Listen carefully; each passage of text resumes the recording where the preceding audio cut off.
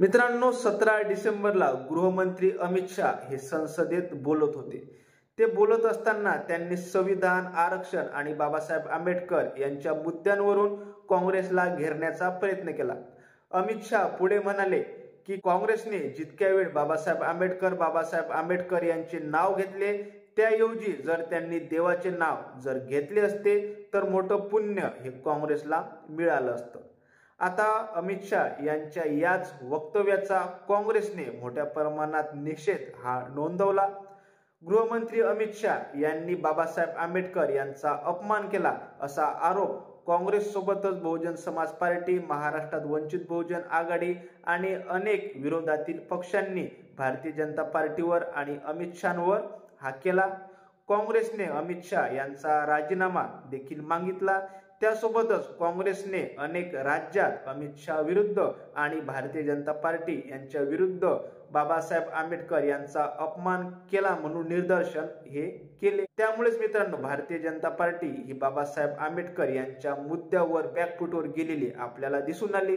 त्यानंतर अमित शाह यांनी press conference घेऊन आपलं स्पष्टीकरण देखील दिले। मात्र त्यानंतर आणखी एक घटना ही महाराष्ट्रात घडली होती। महाराष्ट्रात मित्रांनो, बाबासाहेब आंबेडकर यांचा पुतळा आहे आणि पुतळ्यासमोर संविधानाची प्रतिकृती आहे। आता एका मातेपुरुने बाबासाहेब आंबेडकर यांच्या पुतळ्याची व त्या संविधानाच्या प्रतिकृतीची विटंबना केली। त्यामुळे सर्व समाज घटकांनी या घटनेचा निषेध हा नोंदवला। त्यासोबतच दलित समाज हा मोठ्या प्रमाणात आक्रमक झाला। परभणी बंदची हाक ही सर्व समाज घटकांच्या वतीने देण्यात आली। मात्र परभणी बंद असताना दुपारी परभणीत मोठा हिंसाचार हा उसळला व अनेक व्यापारी बांधवांच्या दुकानाचे मोठ्या प्रमाणात नुकसान हे झाले। त्यामुळे पोलिसांनी अनेक दलित आंदोलकांना हे जेलबंद केले आणि त्यातीलच एक आंदोलक होते सोमनाथ सूर्यवंशी। आता सोमनाथ सूर्यवंशी हे पोलीस कोठडीत असताना त्यांचा मृत्यू झाला। आता सोमनाथ सूर्यवंशी यांचा मृत्यू हा पोलिसांनी मारहाण केल्यामुळे झाला असा आरोप हा विरोधकांनी केला।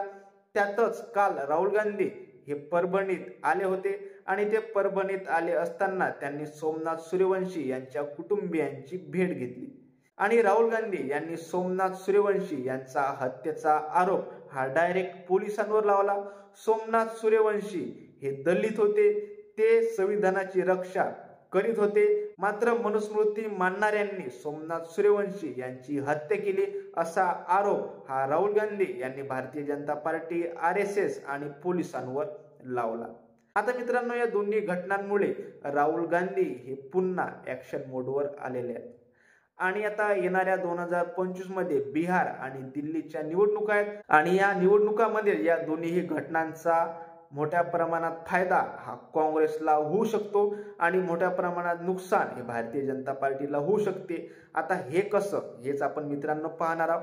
मित्रांनो, बिहारमध्ये सुमारे 20% हा दलित समाज आहे, तर दिल्लीत सुमारे 16% हा दलित समाज आहे आणि त्यामुळेच मित्रांनो, या घटनांमुळे दलित समाज हा भारतीय जनता पार्टी यांच्यापासून दूर जाऊ शकतो आणि ज्याप्रमाणे काँग्रेस आणि राहुल गांधी मोठ्या प्रमाणे आक्रमक प्रचार हा करीत आहेत, त्यामुळे याचा फायदा हा काँग्रेसला होऊ शकतो आणि हा 20% समाज जर पूर्णपणे काँग्रेसच्या पाठीमागे गेला तर बिहारमध्ये भारतीय जनता पार्टीला काँग्रेस जड जाऊ शकते आणि दिल्लीत आम आदमी पार्टीला काँग्रेस ही मोठ्या प्रमाणात जड जाऊ शकते।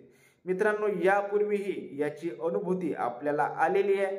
लोकसभा 2024च्या निवडणुकीत भारतीय जनता पार्टीच्या काही नेत्यांनी 400 पार हा नारा दिला होता आणि 400 पार हे कशासाठी तर संविधान बदलासाठी हा नेरेटिव्ह लोकसभेच्या निवडणुकीत सेट झाला होता आणि याचाच फायदा हा काँग्रेसला झाला आणि काँग्रेसला 52 वरून 99 सीट ह्या मिळाल्या।